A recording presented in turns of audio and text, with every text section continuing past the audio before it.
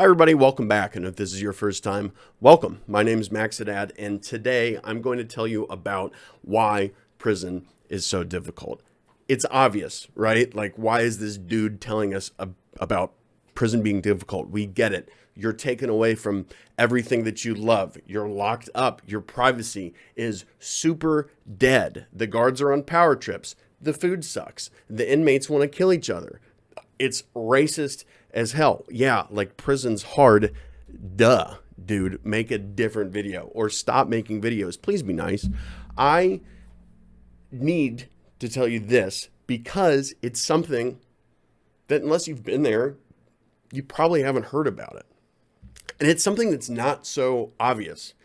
And I also think it's something that I didn't learn until after I had gotten out. I didn't realize what was happening to me until, I don't know, at least 3 months, maybe probably longer, of me being released from prison and at work release. And at the end of the video, I'd like to talk about why it's important. So for those that don't know, I'm a recovering heroin and cocaine addict. I went to prison for a year. I'm on probation now. There was work release and house arrest before I got to this portion of my punishment, and I'm almost done and have been sober for a bit. In prison, and honestly, waiting to go to prison was some of the most difficult times of my life, if not the most difficult. Honestly, probably just the most difficult. I've had overdoses. I've had tons of crap go awful because of my addiction. I've given away a lot of stuff, material objects and relationships. I've managed to get a lot of that stuff back now, but the damage was done. Like the recovery from having done that stuff will be an everlasting one grammar. So I just want you to know, like, I didn't Google this. I didn't wiki how to talk about prison. Like I've been there, I experienced it. Yeah, I'm not the most veteran of veterans, but I lived it. What I wanted to tell you about, the reason that prison is so difficult is not the gang wars, the race riots, the biscuits and gravy that are so dry it might as well be sand. It's that your environment, your atmosphere that you're living in while you're there is totally out of your control. Let's say you're living with your parents, whatever. Most of the house is not under your control. They're probably the ones decorating it. A lot of the times they're going to be the ones stocking the fridge. You know, like you may not have free reign to get a pet. Their pets have free reign over you. Kind of talking from experience, but you know, like you can't have guests over all the time. There's all sorts of stuff you can't control when you're living with your parents. But what you can control is your space for the most part. Even if they're like, we're gonna clean your room, you can still decorate it how you want. You have that privacy. If you want to listen to music, you listen to music. If you want to leave, you can leave, which is also something you can't do in prison. In prison, 0%, maybe 0.1% is under your control. Your bunk space, there are a couple things you can do to make it your own, but even that is subject to how lenient the captain is feeling that he or she wants to be. If you get to hang up, like towels for a bit of privacy while you're sleeping, so people aren't staring at you while you're asleep, that is going to depend on whether the captain wants to let you or not. Or the sergeant, whoever's in the dorm in charge. I was able to build a bookshelf out of old, like soda cardboard containers, not like the boxes, but like these trays, these cardboard trays that the cans actually came in. So I had to collect these cardboard boxes for 3 or 4 months to have enough to build this bookshelf. And I had been receiving some books from home, which is another thing that you control. But past that, there was nothing I could do. So add in to that there were 159 other guys running around doing basically everything that 159 criminals living together are want to do. tattooing, creating controlled fires on top of the toilet you'd like to use to create ink for the tattoo guns, fighting each other, sometimes killing each other. Crazy shit, getting high everywhere, selling drugs. This area is sanctioned, for a gang conversation, like a peace treaty being made, so you can't go there. Officially, the bathroom is no longer usable. Just hold it until they're done in there. All sorts of stuff, right? They're doing everything, adhering to the politics of prison and then trying to make do as individuals as well. So screaming, crying, not really, but more like awful human noises. Does that make sense? And imagine any noise that a human could make, whether they're high and not in control of themselves or asleep and like moaning, just like bleh. Sometimes you do hear people crying in the shower, but just constant stimulus from other people who are going through trauma. It's not pleasant. But the part that impacts you the most, it's not the stress of all of that. It's how malleable the human brain is, how we are who we associate with. They don't have to be friends. If you constantly go to work and at work your coworkers are complaining because they hate working there, whether you want to or not, you show up and you try to be as positive as you can, grateful for the job, it's going to have an impact on you. So put yourself in a position that you're in prison. You're already extremely vulnerable. Unless you've been there for a while or been there multiple times, you're not used to it. It's an incredibly foreign environment. You're going to be affected.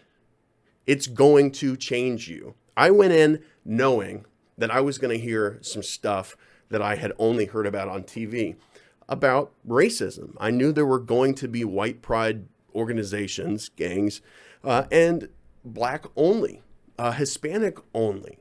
I was going to see some real deal racism, hate between humans based on skin color alone. And so I decided ahead of time, I'm going to try as hard as possible to not let that affect me. I'm not going to pick up some ideas that I know are wrong right now before I've gone in that I'll then carry with me. And I'm half Lebanese, so I'm white. I'm French Scottish, half Lebanese, but not like the whitest white, but white enough that I'm white. And I went in to prison, and I came out having ideas that I knew were wrong about other races because you constantly heard it. I heard stuff about white people, black people, Asians, all sorts of stuff. Stuff that you learn as a kid is BS. Hopefully you learn that it's BS as a kid and it doesn't influence you because you're not surrounded by it as you get older. But I was surrounded by it. I was surrounded by violence. I had never been a violent person. Happy to defend myself. Happy to defend my family. And I came out loving fighting, dealing with racist ideation. It was nuts. It was nuts, honestly. So I immediately began internal work to clear my head of that garbage. But it took a minute. For real, driving down the street, I would see people of a different color and the thoughts would be automatic. It was real gross. It was not who I wanted to be. Being intelligent is not super enviable, desirable in prison. Being tough, being street savvy, those things are more valuable to the people in there. And really, they're more valuable just to your basic survival while you're in there. Like being able to do math well is not going to get you out of trouble if you said the wrong thing around the wrong people. My point is, when you're in prison, you are a human sponge. We're all sponges regardless. And when we're in a safe environment, we can more easily choose what to absorb and what to, just kind of let go in one ear and out the other. But you're in a position where you are so battered and beaten down from the stimulus all around you that you can't help but absorb it all in your bones, in your muscles, in your brain constantly. Your whole body is being hammered with ideas that are harmful. noises that are harmful, smells that are harmful. Trust me, it's gross. And you end up, even when you're out, you're free, having this feeling like you're still in prison. And I don't know if that's just trauma. I don't know. But I know that when you get out, the journey begins. It's your job when you're in prison to survive. And I mean that literally, but sort of figuratively. Like, you just have to make do with what you've got there. You have to make that time as productive and healthy as you possibly can. And that is so difficult. But when you get out, that's when you start to process the damage that was done, whether you wanted it to be done or not. It's not up to you. It just happens. And lots of people get out of prison and they have no help. They have no money. They have nowhere to go. They're not going to go to therapy and talk it out. They'll be lucky to find someone to stay with while they get a job. So imagine all of that on your shoulders, in your head. The chaos that it's done to the lens with which you see the world. Everything looks gray. And now you have to go get a job. You have to worry about where your next meal is coming from. Now, the reason I think this is important, first of all, is what happens to prisoners in prison is being addressed slowly. The work is not done. Prison sucks. It doesn't rehabilitate anybody. And I'm talking about prisons in the United States. I can't speak to prisons very well, at least in different countries. And I've never, thank God, been to them, like as an inmate or to visit. I don't know what I'm saying that for. But what happens afterwards is not discussed. We know that when someone goes to war and they come back, regardless of whether they've got, PTSD or not, they've suffered. Even if they didn't see their comrades die, they suffered. And they have to deal with that and process that. Ideas that they learned in the military that are not useful when they have an office job, like, clearing a room, making sure your back is covered is not going to help you send a fax well. So they have this processing to do, and we know that. But it's the same thing for prisoners. Now, it's so much easier to empathize with a soldier that came back, people that are defending our freedom, or at least preventing us from being hurt by someone who would want to hurt us. But the reason that we've sent these prisoners away is, yes, for justice, for the victims, for sure, but also in hopes that when they come out, they will not commit the crime that they committed again, or a new crime, that they're not going to continue having a negative impact on society. They're at least, if they're not going to do good, they're at least going to do no harm. And we put them in a position, if we don't address what happens after they get out, we put them in a position to do it all over again. And it doesn't just affect them, and it doesn't just affect our families, because we're the people that the crimes are committed against. I mean, I robbed a pharmacy, and the pharmacist and his pharmacy techs and his wife and his kids and all that, they're in a position to be hurt again by somebody like me if I was not in a position to deal with what happens when you go to prison. A lot of times when somebody's using drugs, or they're selling drugs, or they're living an awful lifestyle, it's because they have pain, problems that they haven't dealt with, that have been there in their gut for a long time. And all we're doing is tacking on more. I'm not saying do away with prison. It's causing more harm than good. Prison was a big reason that I've been able to get sober and stay that way, and do a lot of other things in my life. I learned a lot while I was in there. I don't think it's prison that taught me that necessarily. It was my ability to learn from what happened and other people in my life that were helping me. But as it is, I do think all we're doing is taking the people that we intend to fix, that we send there to hopefully teach a lesson, and set them up to be more bitter and resentful when they come out, and are doing very little to prevent the next generation from being criminal also. So the prison system is not on its way to being emptier and us being a safer society. We're on the way to it being more dangerous. As far as self-care, let's say like a self-help standpoint on this, it's important to know that what you put into your head, you are what you eat too, but like what you hear, what you read, what you watch has an impact on you. It's not up to you.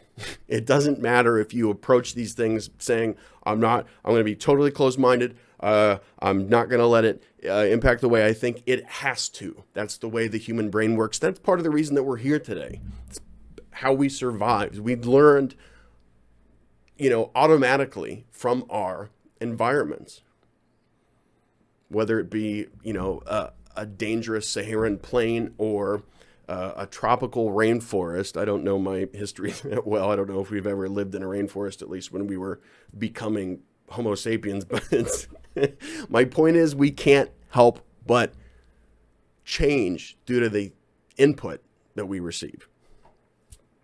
So be careful about your input. You can't change the fact that it will change you, but you can control the input.